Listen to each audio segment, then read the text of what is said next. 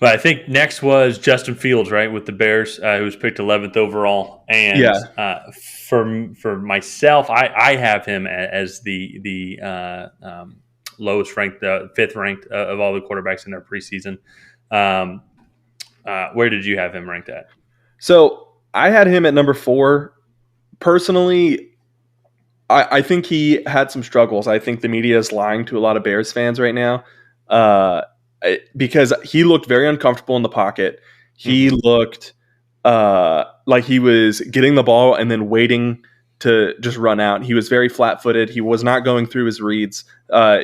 You can watch his head as much as you want, and he is looking around the field, but that is great. But if his feet are not moving with his eyes, it will take him that extra half second to a second to get the ball out, and at that point he'll be sacked. And Yeah. so I understand that there's a lot of hype and that he has a few highlight reel plays, but for me, I mean, it did not look that great. And numbers wise, I was not very impressed. 61% completion percentage, which is the second worst in the first round quarterbacks. Mm-hmm. Only 276 yards off of 30 completions, which is 9.2 yards per completion. You want to see that up around 10. That means he's hitting a lot of guys short. So he didn't throw any interceptions, but he definitely had a couple turnover worthy plays at least. Mm-hmm.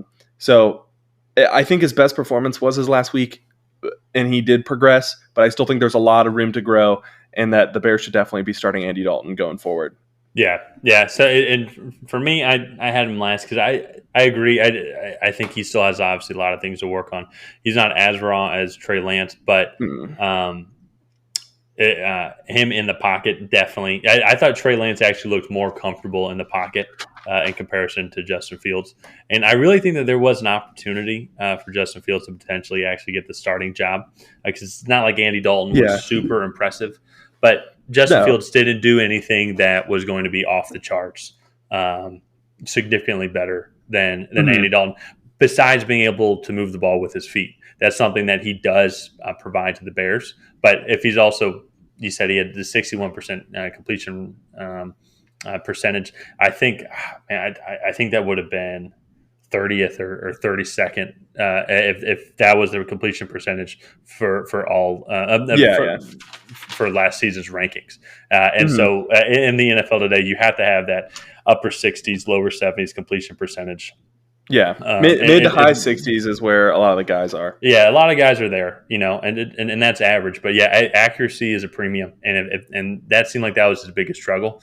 Now he was able to move the ball with his feet. I think that's going to be something that he can add. I would actually love to kind of see them do something similar with what the 49ers are doing. Though I don't think Andy Dalton is on the same level as Jimmy Garoppolo. Um, so well, actually, maybe there's more reason to keep bringing Justin Fields in. But yeah, just overall, it just wasn't anything impressive, and the eye test for me, honestly, just wasn't. Yeah.